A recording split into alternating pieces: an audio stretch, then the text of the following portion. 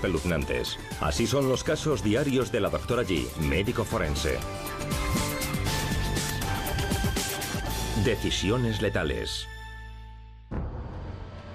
Es muy temprano en Orlando, Florida, y la doctora Jan Garavalia, jefa forense del depósito del Distrito 9, ya está en el trabajo. Hoy hay un caso difícil que requiere su atención inmediata.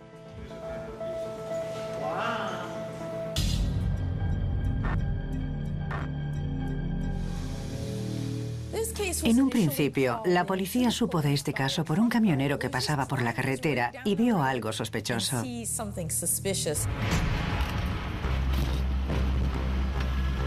Parece que hay una persona boca abajo e inmóvil a un lado de la carretera.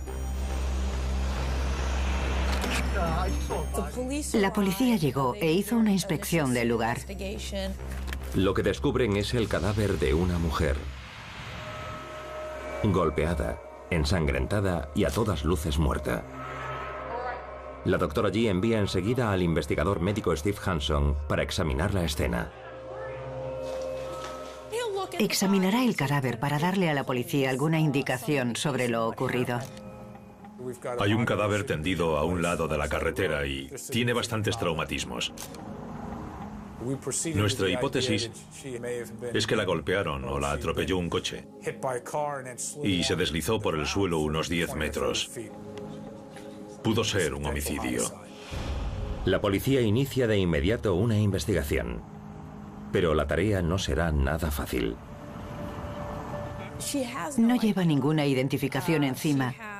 No tiene bolso, ni coche, ni nada que nos dé una idea de quién era.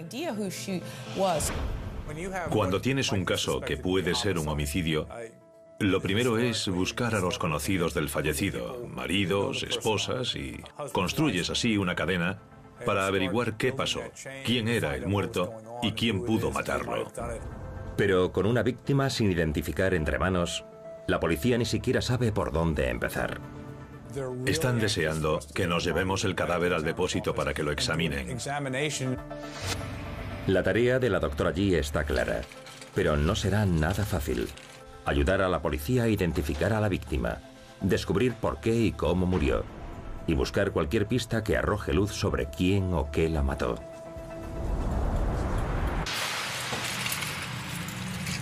En cuanto el cadáver de la desconocida llega al depósito, empieza la carrera para identificarla. Como sé que su identificación será crucial, en cuanto le limpie las manos y termine de recoger los restos que tenga en la piel, dejaré que Steve le tome las huellas dactilares. Las huellas se toman de dos formas. Primero se hace un escaneado digital. Utilizamos un programa de búsqueda rápida de huellas. Llevamos el portátil al depósito, escaneamos la huella del dedo índice y el corazón y las transmitimos a través del ordenador al banco de datos. Después Steve hace una impresión tradicional de las huellas de la víctima. Las huellas se enviarán a la policía enseguida y las cotejarán con sus archivos. Además de tomarle las huellas, la doctora G suele hacer fotos de la persona fallecida. Pero hoy no es posible. Los traumatismos son demasiado graves. No creo que sea posible identificarla por una fotografía. Por tanto, la doctora tendrá que darle a la policía otra opción. Una descripción física detallada de la víctima. No tenía muchas arrugas. Parecía andar por la cuarentena y era una mujer negra. Una de las cosas que examinaremos para identificarla será la dentadura, porque los dientes pueden darnos detalles muy concretos. Con frecuencia conseguimos una posible identificación por otros medios y después la confirmamos comparando las características del historial dental. A ver la boca. Oh, no. Pero ahí la doctora G se topa con otra dificultad. Al momento vimos que la dentadura no era natural, era postiza. Sería una suerte que su número de la Seguridad Social estuviese grabado en la dentadura, pero no hay muchos dentistas que lo hagan. Pero la dentadura postiza sí ofrece una pista plausible. Tenía un diente de oro en ella Y eso era un detalle peculiar. La doctora G crea un perfil preliminar para los detectives de homicidios. La víctima es una mujer afroamericana de unos 40 años, con dentadura postiza y un diente de oro. La policía a continuación comprueba si la descripción coincide con alguien cuya desaparición hubiese sido denunciada en la zona. Pero los detectives confían en que la doctora G les dé más que un simple perfil.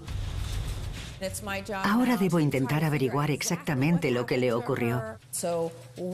Debemos reunir toda la información forense que podamos.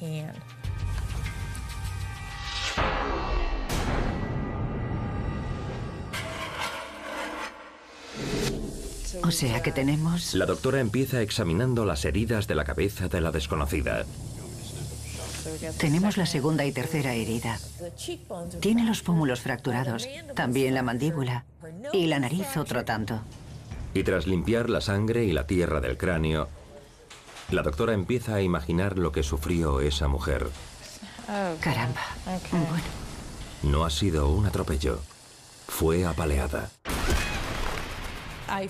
Encontré 10 golpes en la cabeza. Laceraciones donde la piel se había rasgado. Dibujé cada una de las lesiones y medí su ubicación en el cráneo. Uno de los motivos del escrutinio a fondo de las heridas es poder averiguar qué se usó para infligirlas. Si la doctora G logra averiguar qué instrumento se usó, le pasará el dato a la policía y ellos se lo transmitirán a los que revisan el lugar del crimen. Una vez que sepan qué buscar, será más fácil que los detectives encuentren el arma que se utilizó. Esa arma podría tener huellas u otros detalles identificativos que lleven a la policía hasta el autor del crimen. Al examinar el tamaño y la forma de las heridas, la doctora G empieza a hacerse una idea del tipo de arma utilizada. Muchos de los traumatismos se hicieron con un objeto romo. Pero no podrá concretar qué tipo de instrumento era hasta que examine el interior del cráneo. Hasta que vea el cráneo y las lesiones internas, no podré saber qué tipo de instrumento se utilizó. Y al examinar el resto del cuerpo, la doctora hace otro terrible descubrimiento. Fíjate en esto. No puedo imaginar quién podría hacerle algo así a esa mujer. ¿Qué hizo para merecer esto?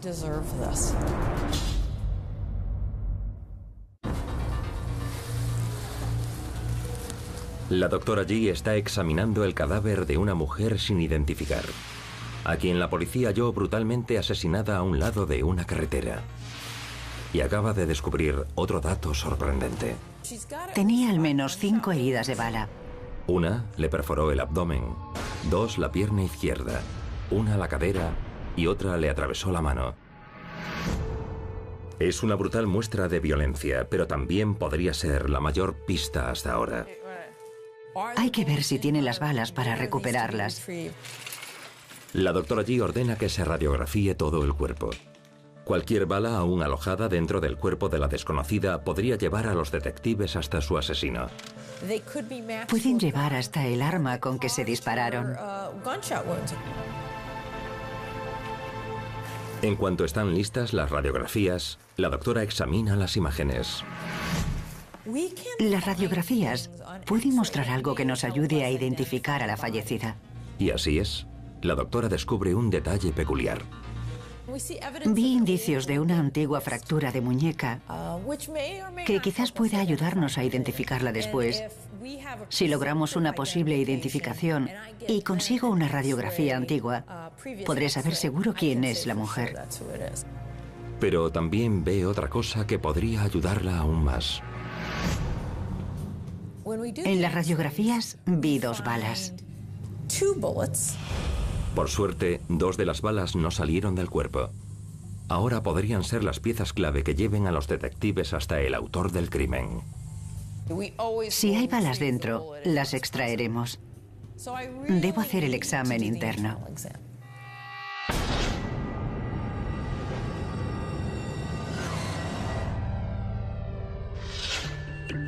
La doctora G abre el cadáver desde las clavículas a la pelvis con una incisión en Y. Y con solo los dedos enguantados, extrae con cuidado las balas. Con suerte, los casquillos coincidirán con algún arma que la policía ya tenga en sus archivos. Cuando una bala sale a través del cañón, todas las marcas e imperfecciones que hay en él quedan grabadas en el exterior del proyectil.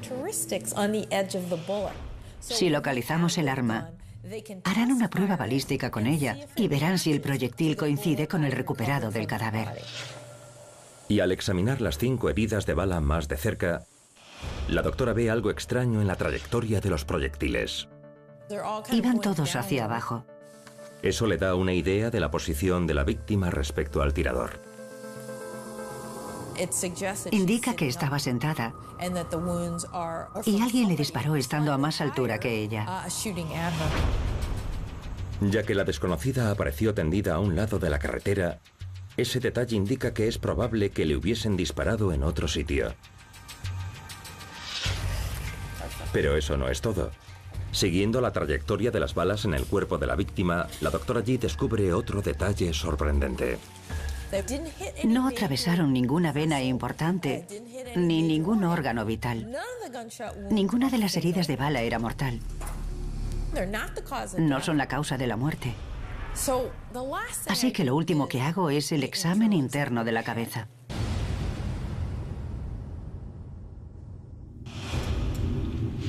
La doctora G corta el cuero cabelludo y retira la piel para exponer la cima del cráneo. Y al momento descubre algo horrible. El cráneo de la víctima está destrozado. Tenía múltiples fracturas en varios sitios, no solo en la cima del cráneo y los laterales, también en la base. La doctora estudia los fragmentos del cráneo fracturado para intentar averiguar qué tipo de instrumento infligió las heridas.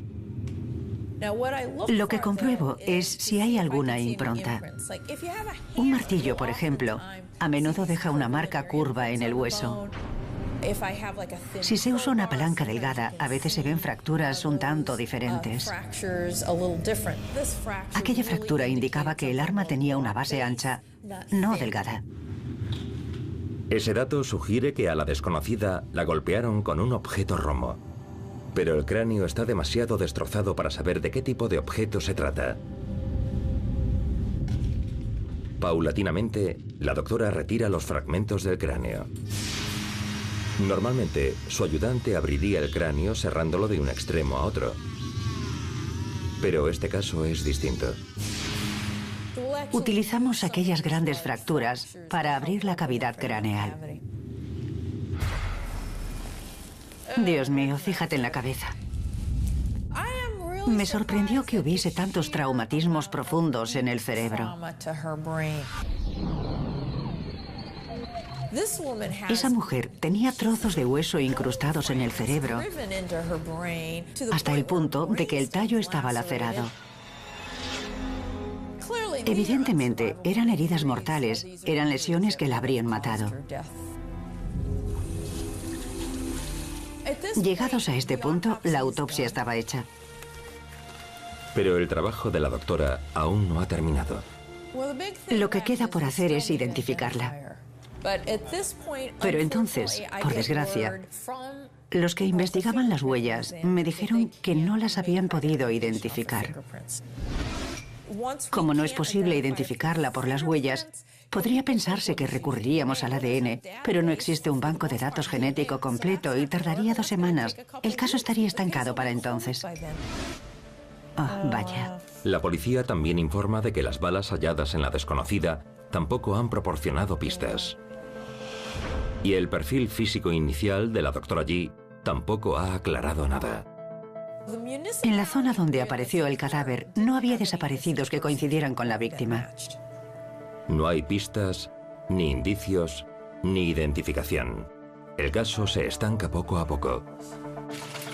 Si no logran identificar pronto a la desconocida, recibirá sepultura de forma anónima. No sabemos a dónde enviar el cadáver porque no está identificada. Nadie va a reclamarla ni a organizar su funeral. Por desgracia, la enterrarán como alguien no identificado. Es una idea que a la doctora no le agrada. No me gusta enterrar a nadie sin que tenga alguien que lo llore, sin que se sepa quién es. Y ni siquiera sé si a sus parientes les gustaría algo así. Quizás vaya contra sus convicciones religiosas y preferirían despedirla de otra forma. Por eso no me gusta hacerlo. Y además, la policía quizá nunca dé con su asesino. ¿Es posible que su asesino nunca comparezca ante la justicia? Sí, claro que puede ocurrir. Sobre todo si no se averigua quién es ella.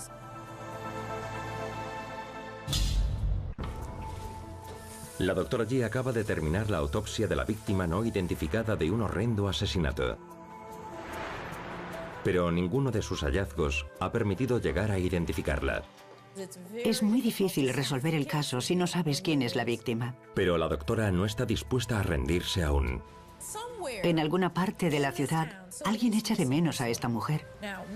El departamento de policía que lleva el caso no tiene ninguna denuncia por desaparición, pero presiento que en algún sitio hay alguien buscándola. Por suerte, ella y sus investigadores tienen aún una herramienta a su disposición. Tendré que anunciarlo en los medios de comunicación. Cuando salgan las noticias de la noche, recibiremos llamadas de los que están buscando a sus seres queridos o amigos. Pero la primera emisión del anuncio sale en los medios y los teléfonos del depósito todavía siguen en silencio. Tras 48 horas, la doctora G sabe que las probabilidades de identificar a la desconocida y atrapar a su asesino son pocas. La mayoría de los cadáveres sin identificar que nos llegan los identificamos muy rápido. Y cuanto más tiempo pasa, menos probabilidades hay de descubrir su identidad. 6 días después de la autopsia, al fin consiguen algo.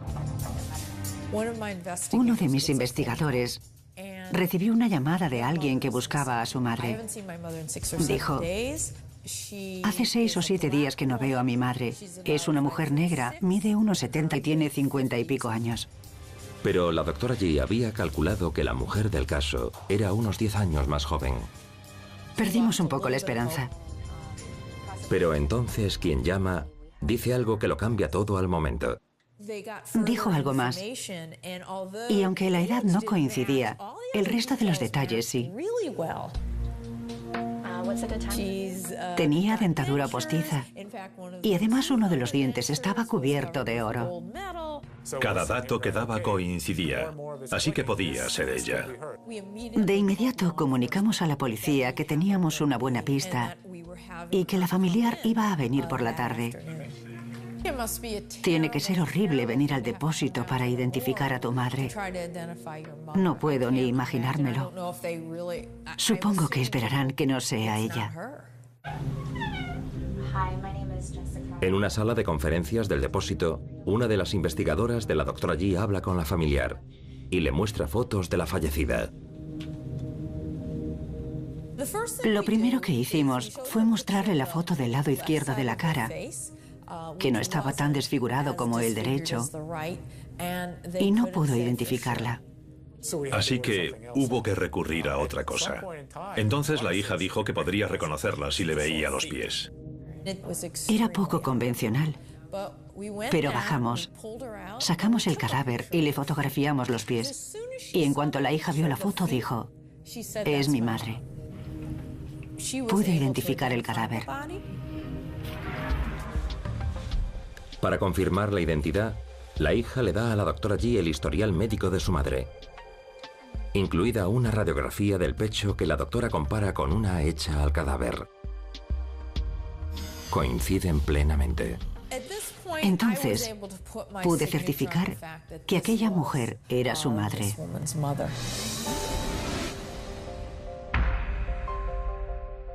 La desconocida al fin tiene un nombre. Se trata de Janet Dawson, una divorciada de 59 años y madre de 2 hijos que trabajaba de camarera en un bar de la zona. La identificación positiva es un golpe demoledor para la familia de Janet. Pero al menos ahora es posible que la policía pueda conseguir pistas sobre algún sospechoso. La policía supo dónde empezar a buscar, dónde la habían visto, su lugar de trabajo. Y cuando fueron al bar donde trabajaba, la gente recordaba que ella había llevado a alguien en el coche. La policía busca al último hombre visto con Janet, un delincuente convicto llamado Danny Barton. Y cuando por fin le muestran los indicios hallados por la doctora G en la autopsia, junto con lo descubierto en la investigación, Barton enseguida cede a la presión. Dio detalles y lo que contó coincidía plenamente con lo que encontré en la autopsia. No tengo duda alguna de que contó la verdad.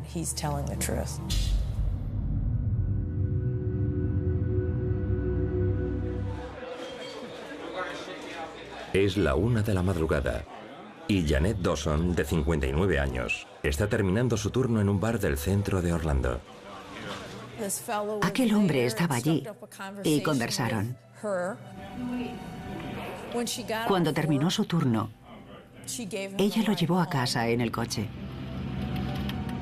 Pero el amigable encuentro pronto da un giro siniestro. Él tenía otros motivos para que lo llevase en el coche. Sacó una pistola y le pidió la documentación del vehículo. Barton la obliga a salirse de la carretera. Ella accede a sus exigencias y le entrega las llaves y la documentación. Pero con eso a Barton no le basta. Temiendo que ella acuda a la policía, entonces decide acabar con su vida. Sale del coche, va hasta el lado del conductor y le dispara varias veces.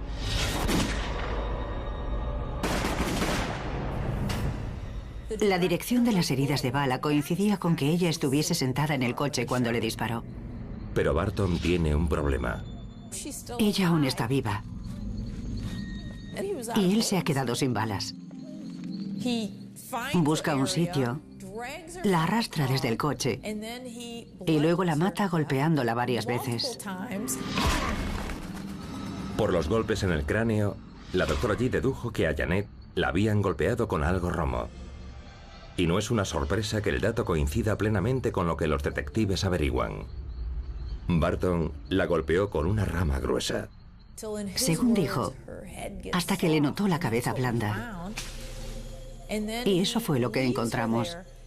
Después la dejó allí y condujo hasta que el coche ya no dio más de sí.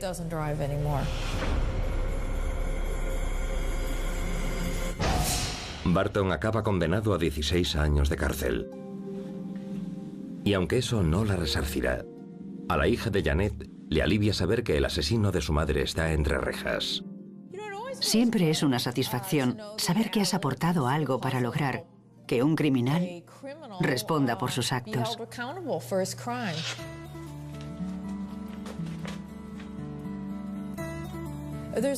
A veces este mundo no tiene ni pies ni cabeza. No entiendo este asesinato sin sentido. ¿De qué sirvió? ¿Qué se consiguió? Es difícil aceptar un sinsentido.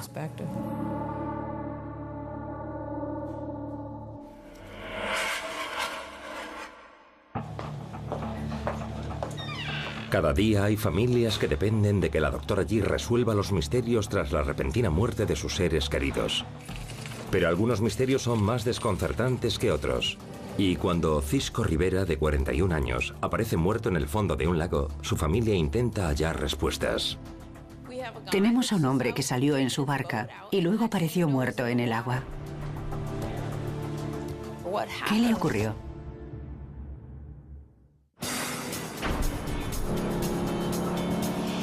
Playas, lagos y sol en abundancia. Los aficionados a los deportes acuáticos acuden a la costa de Florida durante todo el año. Solo en el condado de Orange tenemos más de 370 lagos conocidos. Se practica mucho esquí acuático y la pesca. Así que sueño con tener algún día un barco. Pero como jefa forense de estos condados, la doctora G sabe que navegar también puede ser peligroso. Al depósito nos llegan bastantes casos de ahogamientos. Y parece que el siguiente fallecido puede ser una de esas desafortunadas víctimas. Un técnico llamado Cisco Rivera, que apareció ayer en el fondo de un lago cerca de Orlando.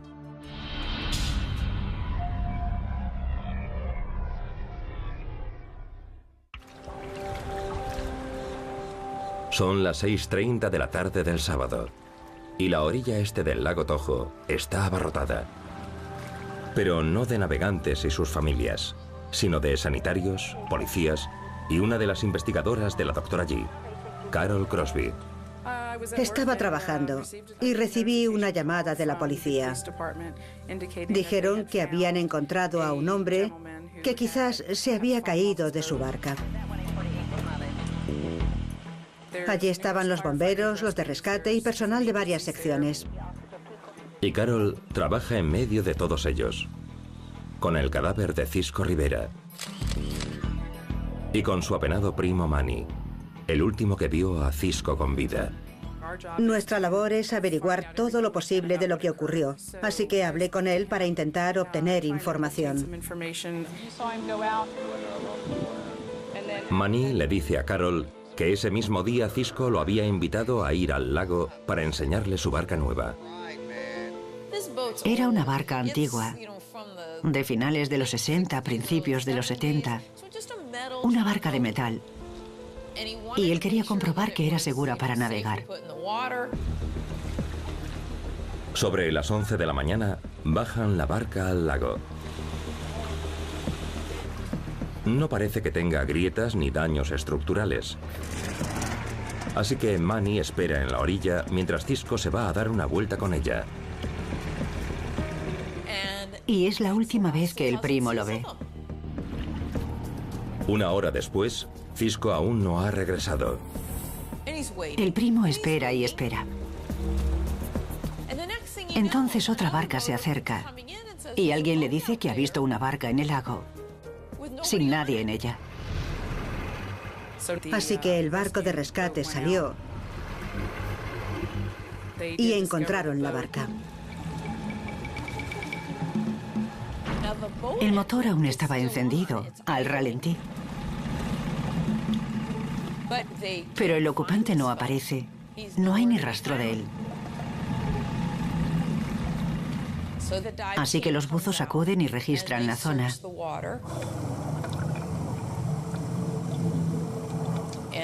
Y por desgracia, después de unas 6 horas, lo encontraron en el fondo del lago, a unos 4 metros de profundidad.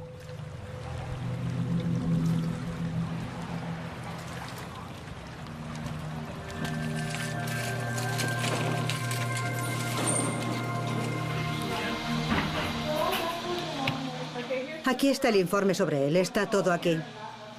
Vale. A ver. La doctora Jan Garavalia lee el detallado informe de la investigadora Carol Crosby.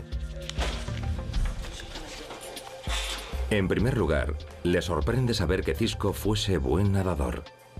Pero no cree que el hombre de 41 años decidiese darse un chapuzón. Estaba totalmente vestido y llevaba el teléfono móvil en el bolsillo.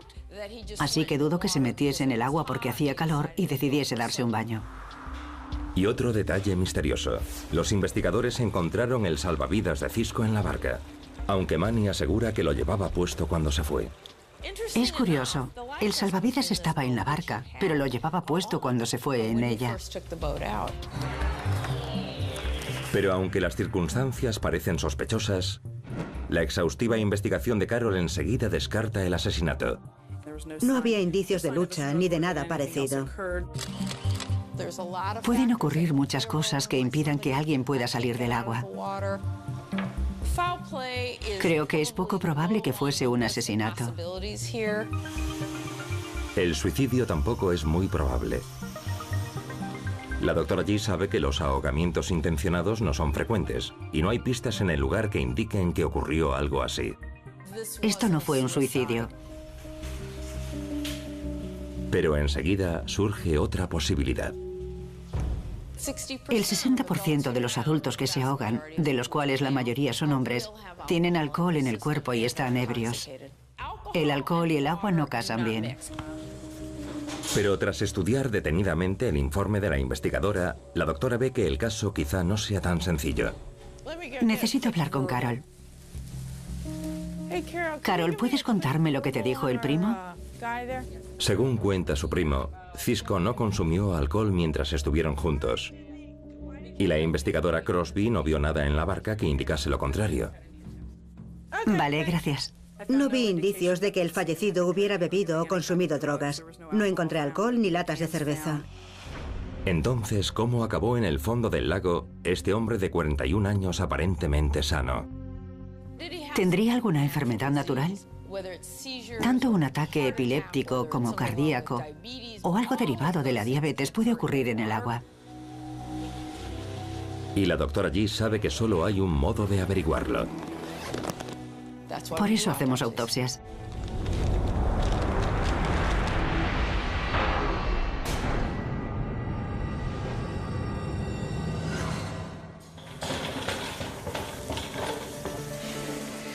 Bien, veamos. La doctora G empieza examinando la cabeza de Cisco. Y no le sorprende encontrar sus vías respiratorias llenas de agua. Si pasas un tiempo en el agua, aunque estés muerto, se te mete agua en la nariz y en las fosas nasales. Pero entonces ve un corte de casi 5 centímetros de largo en el puente nasal. Tenía mucha sangre acumulada en la zona de la nariz y en la frente. ¿Será que resbaló y se cayó o lo golpeó la hélice? En el caso de Cisco, la policía ha hecho una petición especial: que la doctora G busque indicios en la herida de la cabeza. Su teoría es que se cayó de la barca, se golpeó con la hélice y eso fue lo que hizo que se ahogara. Me pidieron que buscase fibra de vidrio, que era el material de la hélice. O sea que no limpio la herida a fondo antes de examinarla. ¿Me pasas esa toalla? Así que solo limpié un poco la sangre. Paulatinamente, el corte apreciado en la cara de Cisco se ve mejor. Y lo que encuentra ahora la doctora G arroja bastantes dudas sobre la teoría. Es muy poco probable que el corte fuera de la hélice. Pero si la hélice no mató a Cisco, entonces ¿qué lo hizo? Tenemos a un hombre que sale en su barca y al poco tiempo aparece en el agua. ¿Qué le ocurrió? Solo en Crimen e Investigación. La doctora palpa con cuidado en torno a la herida del rostro de Cisco Rivera. Ayer, el hombre de 41 años apareció muerto en el fondo de un lago. Hasta ahora, parecía probable que se ahogara tras caer de la barca y golpearse con la hélice. Pero la doctora G acaba de encontrar una pista sorprendente que contradice esa teoría. Una vez que limpiamos la sangre, vimos que no tenía un corte en la frente. Tenía una abrasión en la nariz, pero era superficial. Ahí no hay nada más. No coincidía en absoluto con un golpe contra la hélice, ni siquiera de un motor pequeño. Vale. La doctora sospecha que Cisco se hizo esas heridas después de morir, cuando la policía intentaba sacar su cadáver del lago. A menudo usan una cesta de rejilla con laterales. Le produjeron raspaduras y golpes que son post-mortem. Pero ese detalle solo ahonda el misterio. No sabremos nada hasta que terminemos la autopsia.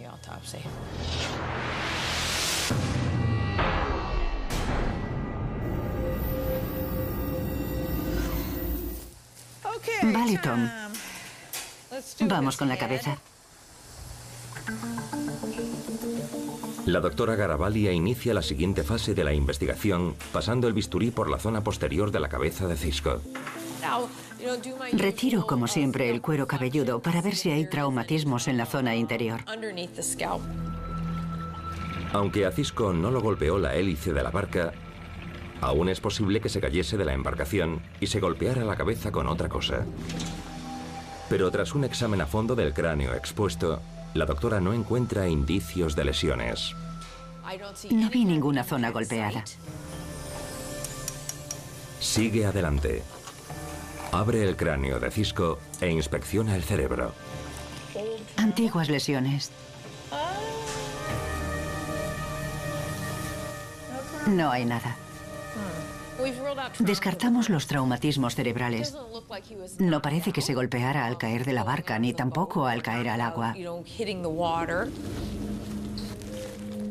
Descartado el traumatismo craneal, ahora debe revisar si el cerebro tiene anomalías naturales. A lo mejor sufrió un ictus o quizás una hemorragia cerebral. Algo así pudo ser la razón de que se cayese al agua. Es una posibilidad remota. Cisco solo tenía 41 años. Aún así, disecciona el cerebro para ver si hay signos de un ataque mortal o incapacitante.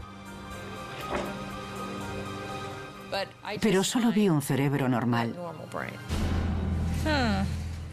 No parecía que ese cerebro tuviese dolencias naturales que hicieran que se cayese al agua. ¿El cerebro está bien? La verdad es que no sé qué pudo pasarle a ese hombre. Habrá que terminar la autopsia y ver si algo nos da una pista de lo que ocurrió.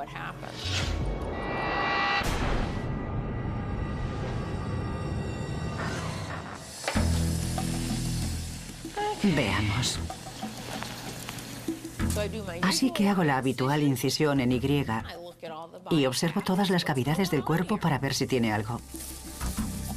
Está bastante bien por dentro. No había ni rastro de traumatismos. Hay una cosa que queda clara. Cisco no sufrió lesiones que hicieran que se ahogara. Está claro que no sufrió traumatismos. Pero entonces, ¿cómo acabó ese hombre de 41 años en el fondo del lago? A lo mejor padecía alguna dolencia natural.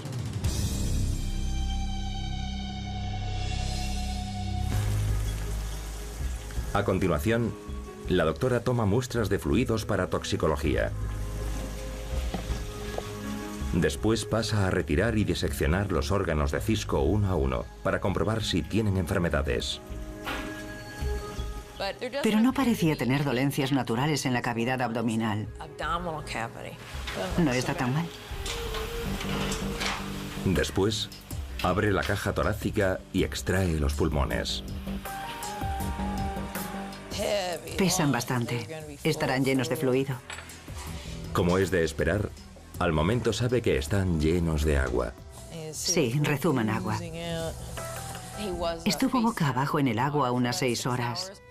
Aún después de muerto, el agua entra. Y entonces ve algo más que la deja perpleja. Los pulmones tenían mucho pigmento antracótico, esa sustancia negra y alquitranada que nunca se te irá de los pulmones si fumas. Por ese detalle, la doctora sabe que Cisco era muy fumador. Eso significa que pese a su apariencia sana, corría peligro de sufrir varias enfermedades naturales. El tabaco aumenta el riesgo de contraer muchos cánceres y también de sufrir dolencias cardíacas.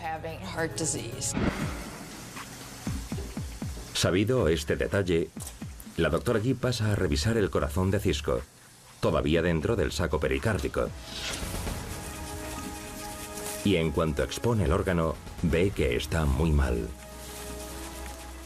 Madre mía, mira eso. Allí encontré algo más.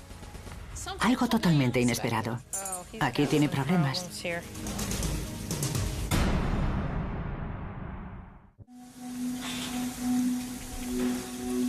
La doctora G está examinando el cadáver de Cisco Rivera, en busca de indicios que expliquen por qué acabó muerto en el fondo de un lago. Y cuando examina su corazón, descubre una pista muy importante. Tenía el corazón dilatado. Caramba, un corazón muy grande. El corazón de ese hombre debería pesar menos de 400 gramos y pesaba 580. Era muy grande. Un corazón dilatado suele ser síntoma de algún problema bastante grave. Para averiguar cuál es, la doctora lo corta en secciones. El ventrículo izquierdo, la parte del corazón que bombea la sangre a través de la aorta, estaba engrosado. Es algo habitual cuando la presión sanguínea es alta. Está claro que el corazón está muy dañado por la hipertensión. Algo que quizá ni siquiera sabía que padecía. Y al diseccionar sus arterias, la doctora descubre otra inquietante anomalía.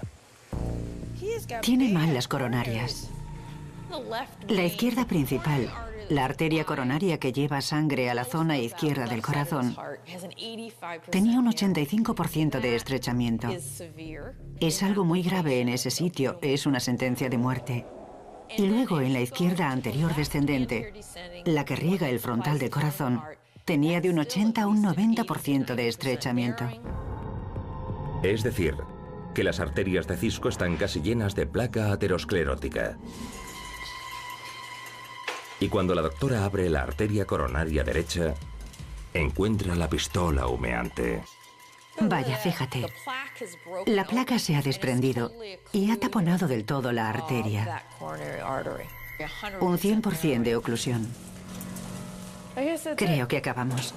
La doctora ya sabe que esa tranquila tarde de sábado, Cisco sufrió un ataque cardíaco. Pero como pronto descubre, los hechos que acabaron desencadenando su muerte no fueron tan sencillos. Ya sabemos lo que pudo hacerlo caer de la barca. El corazón estaba enfermo, pero hubo otro factor que intervino y que me sorprendió.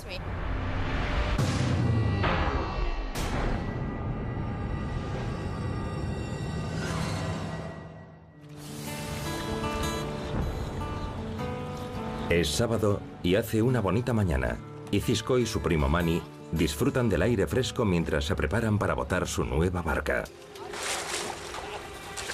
Poco imaginan que dentro del cuerpo de Cisco se está fraguando una catástrofe. Es probable que fuese algo genético, que padeciese aterosclerosis siendo tan joven. Pero también fumaba, lo cual acelera la acumulación de placa.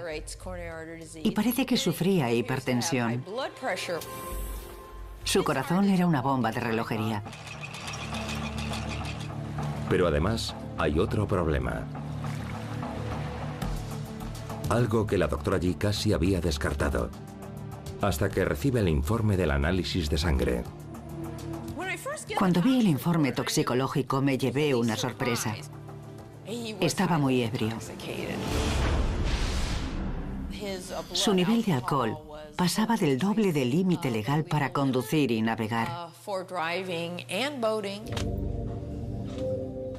No era de tomarse solo un par de cervezas por la mañana. Hubo un lapso de tiempo entre que salió de casa para botar la barca y recogió a su primo.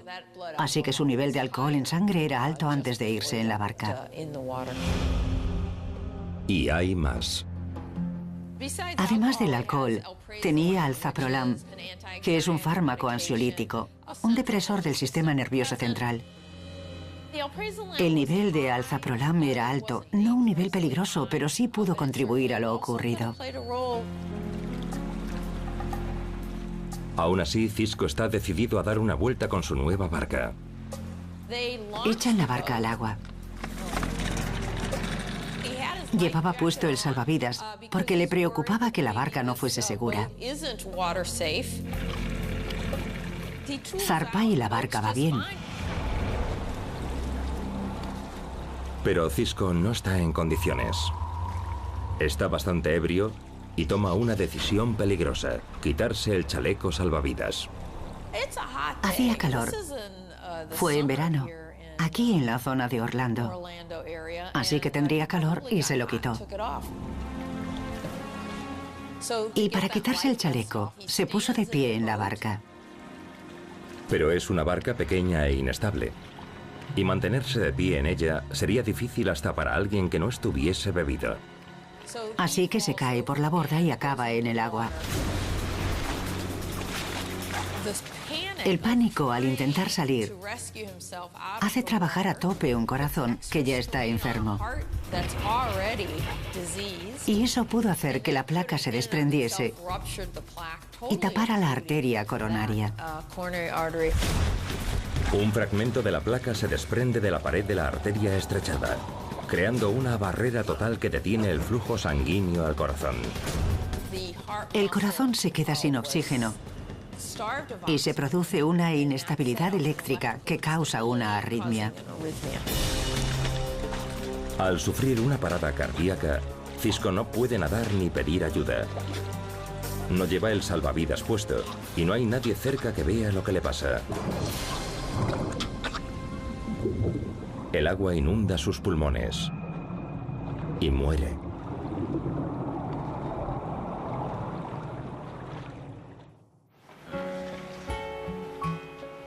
Como última tarea, la doctora G hace la difícil llamada a la apenada familia.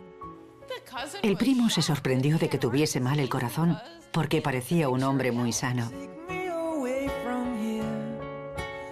La hipertensión es un asesino silencioso y la enfermedad coronaria puede no asomar su fea cabeza hasta que estás muerto. Pero la doctora sabe que la aterosclerosis no fue la única culpable de la muerte de Cisco. Cuando estás ebrio, se te nubla el juicio, disminuye la coordinación y te impide pensar con lucidez.